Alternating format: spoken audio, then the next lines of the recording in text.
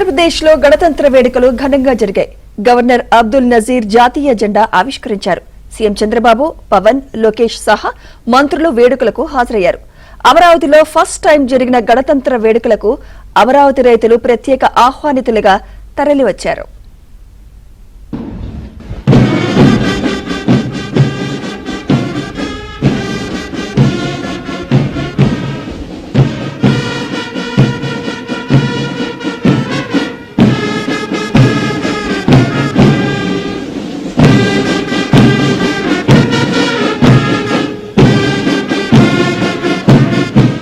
ఆంధ్రప్రదేశ్ రాజధాని అమరావతిలో తొలిసారి గణతంత్ర దినోత్సవ వేడుకలు జరిగాయి.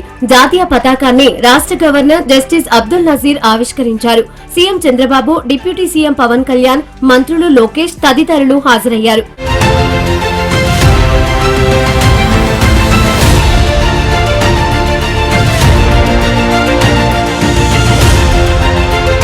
పరేడ్లో పాల్గొన్న 11 దళాల నుంచి గవర్నర్ జస్టిస్ అబ్దుల్ నజీర్ గౌరవ వందనం స్వీకరించారు.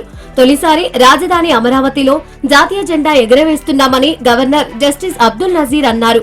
ఏపీ ప్రజల విశ్వాసం మళ్లీ స్థాపితమవుతోందని తెలిపారు. Our goal is to build a strong, inclusive and globally competitive state by the centenary of India's independence. The guiding framework for this vision is the 10 Sutralu, the 10 fundamental principles of governance. On this Republic Day, I am proud to place before you the progress achieved under these 10 guiding principles that define the direction and destiny of our state. 10 Sutralu. Number 1, zero poverty.